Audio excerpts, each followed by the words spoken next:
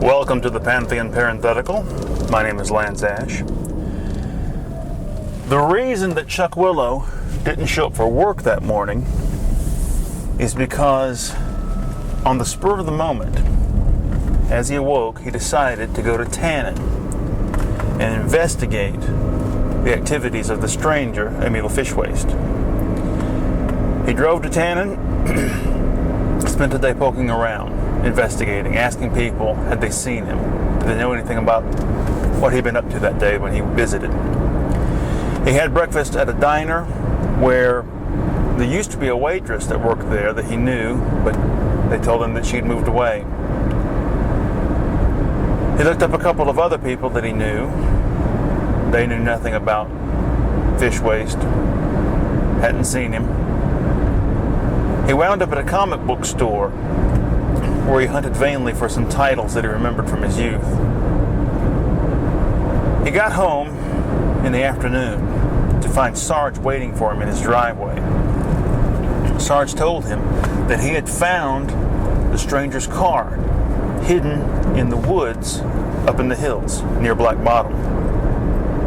He wanted to go right then to show Chuck Willow, but Chuck Willow said it's too late in the day.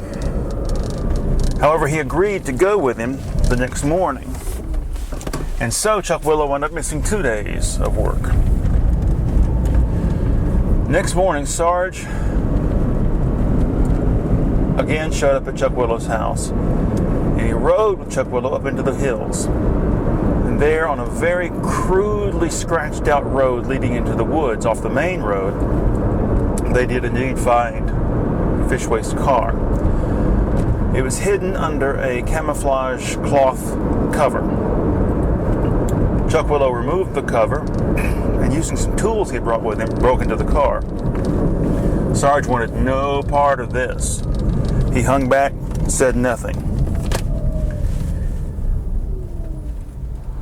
He even kept his eyes averted for the most part.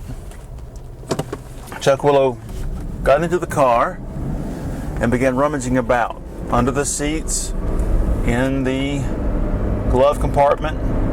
He went through all the old magazines and books that stacked up in the back seat. Eventually, he opened the trunk, and there he found the turtle. The turtle was connected to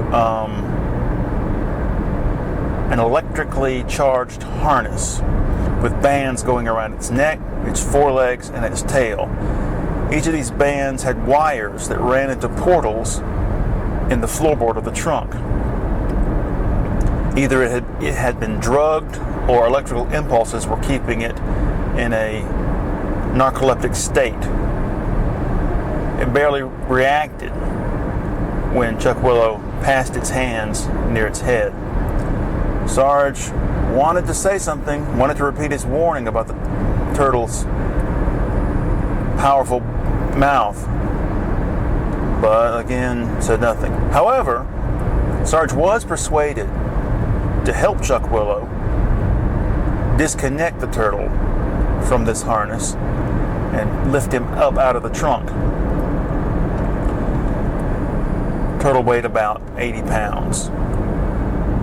Chuck Willow, who had earlier expressed regret that such a fantastic creature wasn't in a zoo somewhere, was motivated to liberate the turtle. However, Sarge wanted to keep the $1,000 he'd been paid for it and then recapture it to turn it into mull that he could then sell.